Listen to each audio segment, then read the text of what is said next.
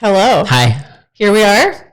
Week two. Week 2 of the Open. 23.2. A and B. A and B, yes. Yeah. 2 parts this week. Has just been released. So we're going to do a quick tips, tricks, thoughts, strategy, and give you a little breakdown on how to best attack this one tomorrow. Yeah. So what is the workout? Well, Mr. Froning says that it is a 15-minute AMRAP, 5 burpee pull-ups, increasing by 5 reps each round, and then 10 shuttle runs. 25-foot shuttle run, down and there back. And back Yes, is one. Which we'll talk about that. Talk about that later. And then at 15 minutes, you begin your 5 minutes to establish a 1 rep max thruster from the floor. So a little different spin. Often we see the pull-up thruster combo in the Open. Usually it's the last week, some kind of Fran thing. It's always some kind of riff on that, heavy engine, high power output pull-up and thruster combo. Yeah. This year, switching it up a little bit. So you got the burpee pull-ups, that's considered a gymnastics movement. You got the shuttle runs, that's considered monostructural, like we would normally call it cardio. And then the thruster this year is not reps on reps on reps. Yeah. It's just a heavy one. And you only have 5 minutes, so you're not going to do too many attempts. So that's kind of cool. Yeah. When we were just watching the announcement, I was like, hey, you only have to do 1 thruster in the Open this year. If I'm going to pick thrusters, it's going to be 1. And your shoulder's kind of buggered, so it won't even be that heavy right now anyway. Just 1 95-pound thruster might be. That'll be your best year of the Open ever. Yeah.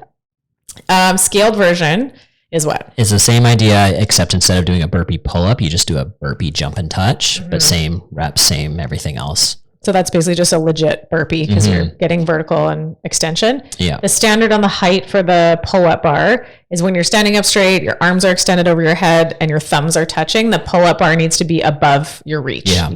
You can't be able to touch it. It's actually pretty low. Often in the workouts, it'll be 6 inches above or even 12 inches above your reach. So it can be just out of reach, and that works. Yeah. So that's kind of cool. Okay. So let's talk about the burpee pull-up. Okay. So that appears in a few CrossFit.com workouts, some hero workouts. There's one, we always just call it G.I. Jane. It's 100 burpee pull-ups per time. Yeah. And I think that's one of the ones where it's supposed to be 12 inches. Yeah. So it's supposed to be like a big jump. Yeah. I believe I remember the last time we did that, the most sore thing was my calves. Oh yeah. from jumping to the bar every time. 100 big ass jumps. Yeah. So you got a burpee like normal. You can step or jump your feet back. You do have to lay all the way on the ground, chest, stomach, and thighs. Yep. Step or hop your feet in. What I find difficult about burpee pull-ups is like getting dizzy because you're like looking down and you're looking up and you're looking down and you're looking up. Ugh. Yeah. So I find if I say I'm on the green rig and I can see the green posts in my peripheral vision, I know I just need to hop my feet between the green posts. And if I just put my hands up and trust that I jump straight up, I'm going to find the pull-up bar. Yeah. I find it makes me dizzy if I look for the pull-up bar every time. Yeah. And you're not doing a ton of them in a row without a break. So hopefully that'll alleviate some of that. But yeah, there's definitely that dizzy factor. So when you jump up, there's no requirement for any like full extension at the start of the pull-up. So if you really wanted to give her shit and jump hard, you could turn that into like a big jumping pull-up. Yeah. And I would say like for guys or girls that are really strong with pull-ups, like we've been doing a fair amount of strict pull-ups. If you're able to get like 10 or more strict pull-ups in a row, it's faster just to jump, catch as high as you can with a bent arm and then finish the pull-up fairly strict. Yeah. For the majority of the workout. But anybody that struggles with pull-ups, I would say you're better off jumping and doing a kipping pull-up as needed. You've played around with both quite a bit. Yeah. In workouts like G.I. Jane, where you're doing a lot of them. Yeah. You're right. The jumping into a flexed arm hang and just finishing a half a strict pull-up is definitely faster, except for me, that dies out very quickly. So I found that even though it takes like a second longer per rep for me to hop up with straight arms and then kip my chin over the bar and then just drop straight down was much more effective for a longer period of time. Yeah. And this is 15 minutes. So you're going to do 5 burpee pull-ups and 10 shuttle runs, but then 10 burpee pull-ups and runs and then 15 and then runs and then 20 and then runs. So you're going to probably get up into some pretty high numbers pretty quickly. So then you're going to need to conserve your bicep pulling strength if that's not a huge strength for you. Yeah, I think your best strategy is one that allows you to avoid ever reaching like 1 rep max pulling or, big breaks. So just whatever steady pace needs to happen, I think jumping or kipping will be fine. Yeah. Shuttle runs. Yeah. So 25 feet, that's just about the exact amount of space ideal that we have between the 2 rigs. So you'll be able to pick, we'll have kind of like 5 lanes going at once. Yeah. You'll be able to pick your favorite bar on the black rig or the green rig, start from either side. You start behind the line. You have to run across the tape line. Both feet and one hand have to touch the ground at the turnaround, and then you can come back. Yeah. I want to make this as super clear as possible that the shuttle run is there and back is 1. Yeah, and you have to do that for 10. 10 times. Yeah. Last year, there was shuttle runs, or maybe the year before, it doesn't matter, in one of the advanced qualifier rounds, as the masters and some of the individuals and stuff.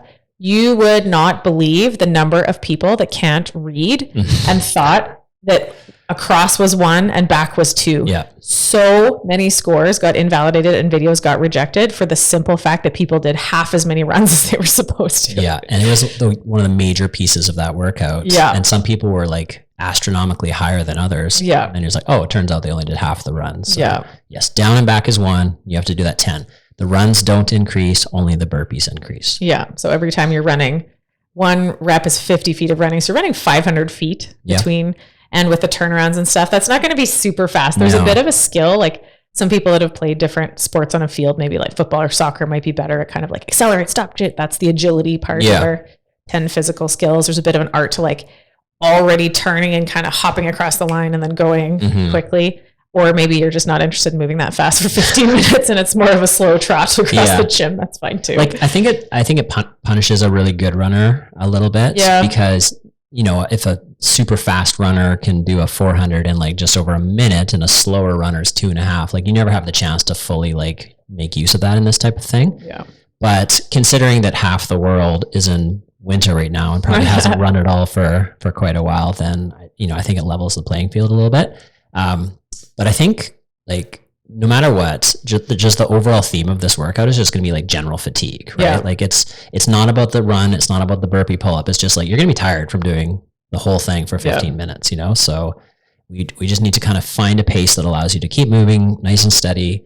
Starting with sprints on the shuttle run is not going to help you at all when you're starting to fail burpees, you know, or fail burpee pull ups. So you just have to go as steady as you can for the whole thing. Yeah. Try to find that maximum sustainable pace for 15 minutes, which is not a sprint time domain. 15 minutes for a couplet is a long time. Yeah. And especially when you're doing like increasing volume on those burpee pull-ups, like that's going to get real tough to keep moving. I can think of a few people in the gym right now that love this combo, burpee pull-ups and running. Yeah.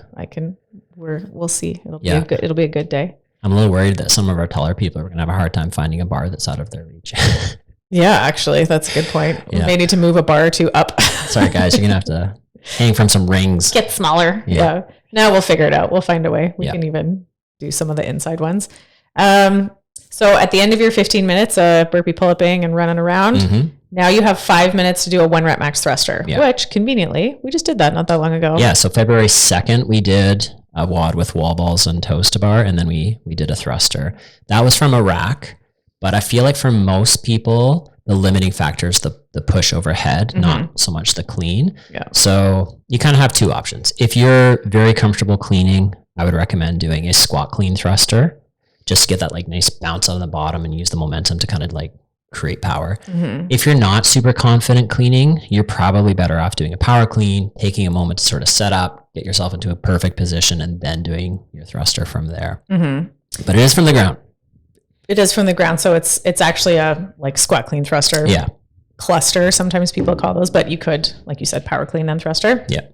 So a thruster is a combo of a front squat and a push press, right? So if you were just front squatting, you would have your feet at shoulder width and toes out, and you'd have a loose fingertip grip with your elbows all the way high. If you were just push pressing, you have your feet at hip distance, toes straight forward, and a full grip on the bar to drive overhead. Neither of those work for the other, the grips, right?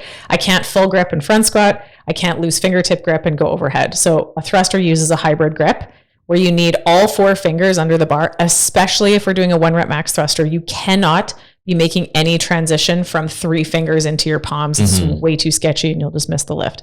So you have to find a grip, the hybrid, where you have all 4 fingers under the bar, but you're still trying to push your elbows up as high as you can to support the load on your body in the front squat. Try to squat with the most upright torso you can. And then you have the control of all your fingers around the bar to drive overhead. Yeah. I was watching, the other day we were doing heavy thrusters, and I was watching Chris actually has this really good technique where when he he still has a tight grip, or he still has a full grip on the bar, but when he's down in the low part of the squat, he lifts his elbows, and then as he's coming up, he sort of transitions his elbows down. And I was watching and I was like, oh, that's actually a really good way to think about it. You know, like try to lift the elbows as much as you can when you're deep down into the bottom, but then as you're coming up, the earlier you can transition and start to like use the push, like the better. So, a vertical forearm is what drives the bar straight up. Yeah. So you're allowed to, you can jump the bar off the shoulders, and you should jump the bar off the shoulders as much as possible. What you're not allowed to do though is drop down under it. And if you're using that bar in the back of the fingertips grip, chances are as you explode up, you're also going to start to drop down to transition the grip, and you're going to end up doing a thruster jerk, which is a no rep. No rep. So technically any thruster has to be one continuous motion from the bottom of the squat to the top. Yep. It's a core to extremity movement, which means if we're watching it in slow-mo, you're going to see the legs reach full extension first. When the legs go straight, they stay straight. So the hips and knees are going to lock out first, and then you're going to see the handoff to the shoulders, elbows, and wrists to finish the movement. Yep. If the arms are straight and the legs are still bent, i.e. you did a mini jerk, that's a no rep. And that's like, you guys got to be sharp and bring your like judge and eyes for this one, to know the difference between a push press and a push jerk. Yeah. A front squat into a push jerk the bar changes directions because it goes up and then down and then up again, whereas a push press goes continuously up. Yeah. So you can either watch it of the timing of when are the legs and the arms finishing. It needs to be legs first, then arms, not arms, then legs. That's a jerk. Yeah. Or you can just watch the direction of the bar. And if you see it change directions, that's a no rep. Yeah. The other thing as well to be careful of is, not standing the bar up under control and then dropping it. Because often people will come out of the bottom and they'll lock it out, but it's still like a little bit out in front or whatever. And they're already dropping the bar before the judge has had a like chance to say, yep, good. Yeah. So don't be in a rush to drop the bar. Once the bar is locked out and you've got a good rep, you can drop it. You don't have to lower it, but take the time to show control at the top so that we know we're getting the full rep. Everything has to be locked out. So that means like knees, hips, shoulders, elbows, wrists, barbell. Yeah. Everything in a straight line. Like you said, you can't punch the bar out front. You can't leave your bum sassy all poking out behind you. You know, no sassy bums. No sassy bums. Everything's got to be wrangled. Save that for the after party. Stacked up. Another, you know what? I just thought another thing that sometimes people will do is they'll start to push early, and like that's allowed. Is just super inefficient. Yeah, so bar stays on the shoulders until you've like jumped it off. Right? Don't start pushing the bar when you're still in the middle of your squat. Yeah, the limiting factor, like you said, is usually the top, the push press. What can your shoulders finish? So leave the least amount of work for your arms to finish at the top. Get as much drive from your quads and your bum as you possibly can, and then just hope to God you can finish it. Yeah. Straight bar path is going to be super important. If you launch that bar off your shoulders, but it goes out in front, there's very little chance you're going to save that lift. Yeah. So you just, turns out good technique is going to be your key to success here. Go figure. Weird. Yeah. So you have 5 minutes to do the lift. You're not going to like hit one immediately when the workout is done. You'll probably give yourself at least 30 seconds, but more likely a minute before you do your first rep. We probably want to start something that we're comfortable with, but like if shit hit the fan and everything else went horribly afterwards, we would still be like, okay, like whatever, at least I got that weight, right? So you're not going to start with Fran weight on the bar. Like that's easy. That's super light. You could do that for 30 when you're tired. Yeah. You probably want to be above your grace weight for your first one. Yeah. You're going to be tired, but you're also going to be warmed up and like ready to lift. So it's not like you need to do a bunch of warm up lifts starting super light. I would say you probably have time for 4 attempts tops, maybe 5. Aggressive, maybe 5 if you like do that last like rate one after another that sometimes people do. Yeah. So whenever we do these ones, we always say like count on 3 for sure. Your first one should be one that like it's heavy and challenging, but you know for sure you can get it. Your second one is your goal weight, and then your third one is your bonus. And it's like, if I hit my goal weight, I'm going for broke. I'm going to like hit something huge. Or if you miss it, you can reattempt. And then if you end up having time for a fourth one, great. That's another bonus. Yeah. The minimum increment in the weight is 1 pound. Yeah. So all weights have to add up to whole numbers. So that means no quarter pound plates on there, but it does mean we can put half pounders or 1 pounders, which we will do on all the bars. That's just standard good competition technique. Yeah. Whatever the smallest plates you're allowed to use, you put them on the inside of the bar and you just pretend they're not there. And then you have a 1 or 2 rep or pound bonus on your lift. So you're like, sweet, I hit 135. And you're like, oh, actually I hit 137. Yeah. And that allows you to break out of the tie break with all the other million people that lifted that same weight as you. So that's always just a little smart strategy.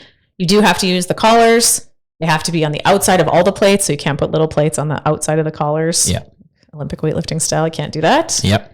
Yeah, you can drop from the top. You can power clean, get adjusted, then thruster. You can squat clean thruster if you're comfortable with that. Yeah. Hopefully you were there February 2nd because we did that one also under fatigue. Yeah. Right after. So that would be your closest.